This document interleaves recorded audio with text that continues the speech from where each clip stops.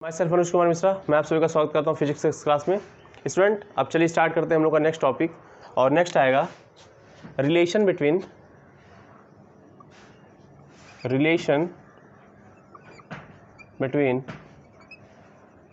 Drift velocity and current density. ठीक है, drift velocity और करंट डेंसिटी में क्या रिलेशन होता है? छोटा सा रिलेशन होता है, ये देख लेते हैं। कोई बड़ा रिलेशन नहीं है कि इसमें कोई टाइम लग जाए। ठीक है, आइए आपको समझ में ना आया, छोटा सा रिलेशन है इसलिए मैं छोटा स्लाइड बना लिया हूँ। देखिए, सबसे पहले आप तो जानते हैं करंट डेंसिटी का फॉर्मूला क्या होता है, तो लिखेंगे जे इसको होता है I/A। इसको बना इक्वेशन नंबर 1। और जानते हैं करंट I एंड VD में रिलेशन क्या होता है, आपको पता होगा, मैंने बताया है आपको कि करंट में और ड्रिफ्ट वेलोसिटी में रिलेशन क्या है, उसका मैं डेरिवेशन कराया था। याद करिए कि 1 मीटर क्यूब वॉल्यूम में कितने n इलेक्ट्रॉन, तो V में कितने हो गए, तो V इंटू एन, कुछ याद आ रहा है। और V की वैल्यू A इंटू एल रखे थे, ऐसे कुछ लन आ रहा है।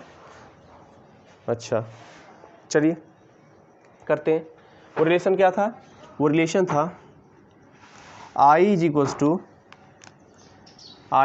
To NEA VD, I is equals to NEA VD, where N is the number of electron, is the charge on electron, A is the cross section area of conductor, VD drift velocity। इसको बना दो equation number 2। अब equation 2 से I की value equation 1 में रखिए, तो लिखेंगे वैल्यू ऑफ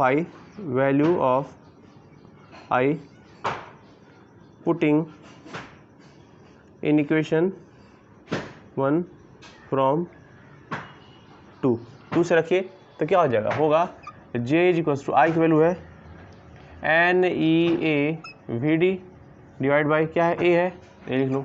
तो A से A कैंसिल आउट हो गया, क्या बचा, J इसको हो गया NE VD। मतलब कि करंट डेंसिटी और ड्रिफ्ट वेलोसिटी में रिलेशन होता है J equal to NE VD।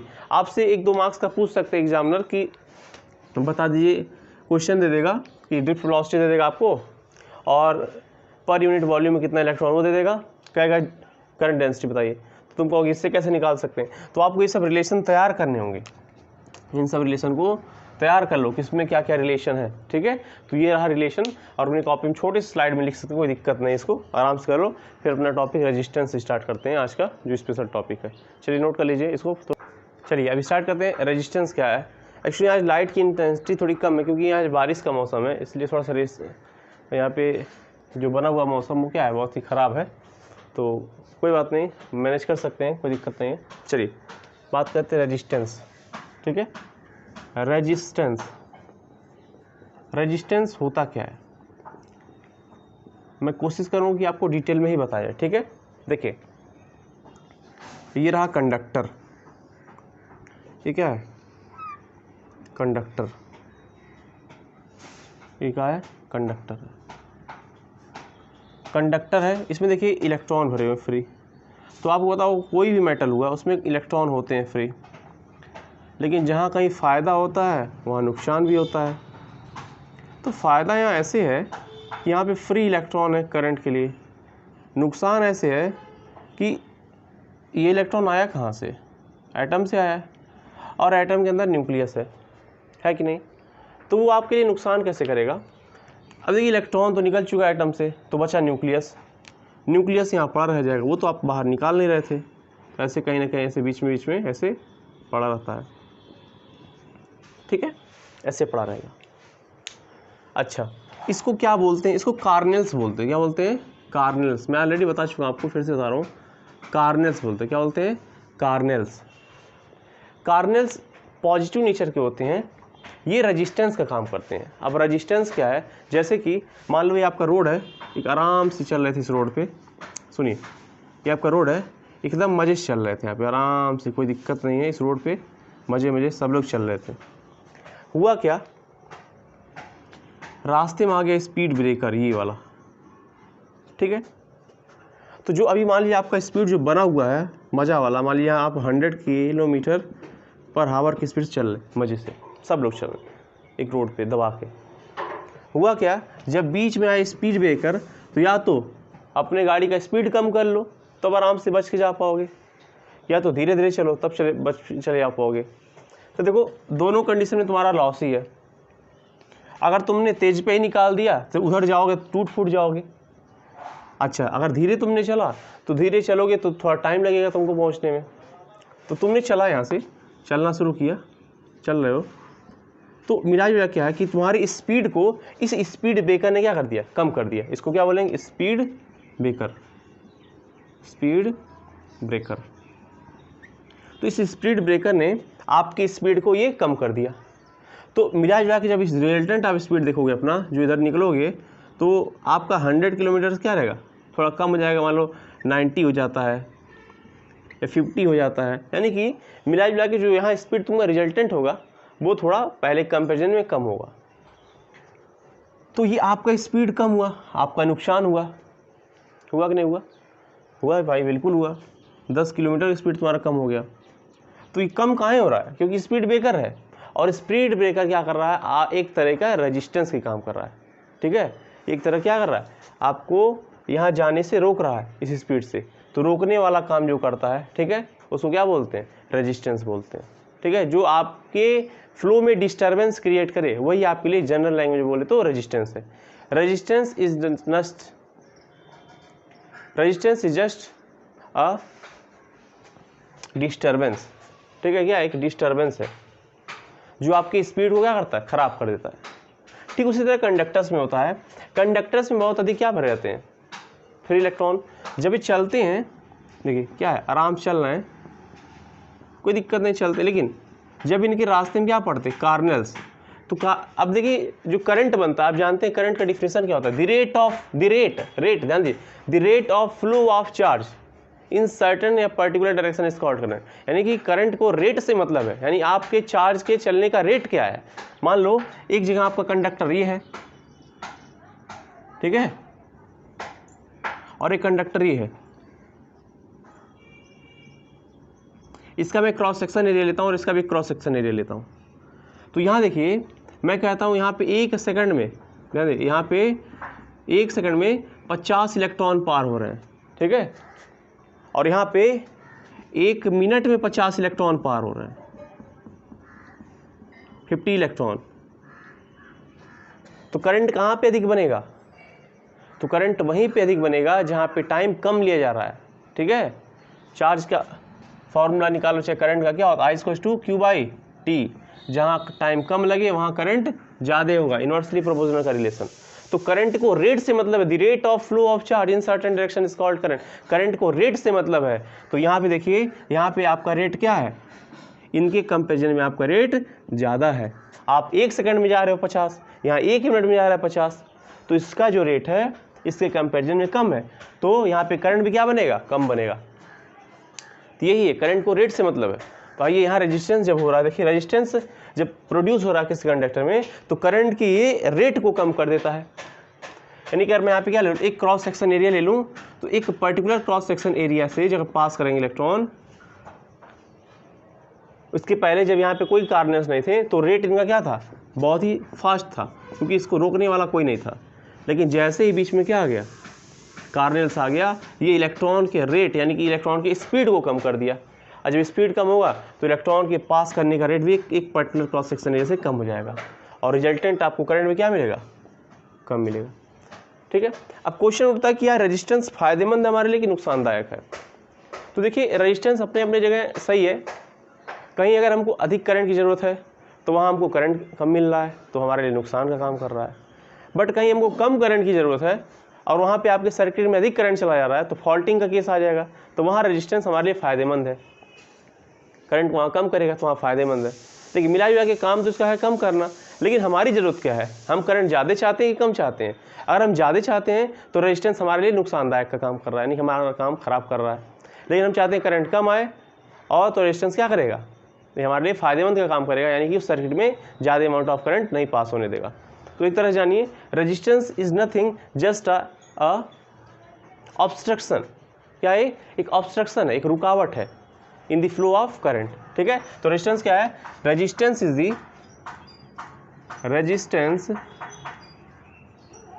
Is the obstruction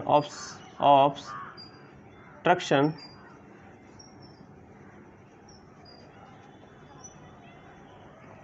which obstruct the rate of flow of current। ठीक है, रेजिस्टेंस क्या होता है? Resistance is the obstruction which obstructs the rate of flow of current, यानी ये करंट के रेट को क्या करता है? ऑब्स्ट्रक्ट करता है, कम कर देता है। ठीक है, बस यही है रेजिस्टेंस। यूनिट क्या होता है रेजिस्टेंस का? तो unit of resistance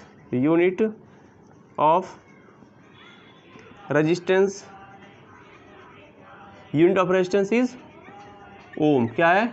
Om.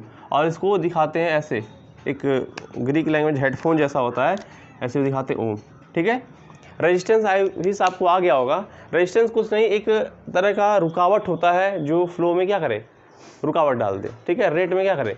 Obstruction produce करे, ये होता है रेजिस्टेंस। अब रेजिस्टेंस कुछ बातों पे डिपेंड करता है, जैसे कि कहाँ रेजिस्टेंस अधिक होगा, कहाँ रेजिस्टेंस कम होगा, इन बातों पे डिपेंड करता है। तो देखिए, दो टाइप के लोग होते हैं इस दुनिया में। एक लोग होते हैं जो महंगा चार्जर खरीदते हैं, और एक लोग होते हैं जो सस्ता चार्जर खरीदते हैं। तो सस्ता वाले चार्जर में क्या होता है, आपको हम खास बात बता दें, सस्ता वाले चार्ज की स्पेशलिटी ये होती है कि अगर आप चार्जर लाओगे तो सबसे पहले क्या होगा, देखिए ये चार्जर है और यहाँ पे कुछ बत्ती टाइप का लगा रहता है, यानी कि बल्ब भी लगा रहता है। डिजाइनदार होते हैं, महंगे वाले चार्जर नहीं, सस्ते वाले बात कर रहे हैं। अच्छा, उसमें जो वायर होते हैं, वायर तो आप देखो काफ़ी लंबे होते हैं, यानी कि बेड से ही लगाओ कहाँ तक? अपने बोर्ड तक। ये हो गया चार्जर। ये कौन है? महंगे वाले चार्जर्स हैं। और सस्ते वाले चार्जर्स क्या हैं? ये हैं। यहाँ चार्जर बताने का मेरा पर्पज़ क्या दिखा रहा हूँ, क्योंकि कोई स्पेशलिटी नहीं होती है, कोई बनावटी नहीं होती इसमें। देखिए ये चार्जर कितने होते हैं? बहुत ही छोटे हुए करते हैं। ठीक है, ये है चार्जर। इन दोनों चार्ज में खासियत क्या है? पहला, ये अगर आप चार्जर लाओगे तो पहले जब नया आएगा चार्ज बहुत अच्छे से करेगा, लेकिन टाइम स्पेंड होने के साथ साथ क्या होता है, ये चार्ज कम करने लगता है। रीज़न क्या है? इसकी लेंथ बहुत ही अधिक है। ये देखिए इतनी बड़ी लेंथ है। ठीक है, और इसकी लेंथ देखिए, ये हमेशा सही काम करता है, एकदम परफेक्ट आता है। इसकी लेंथ पूरी इतनी छोटी है, इसके कंपेरिजन में तो छोटी ही है।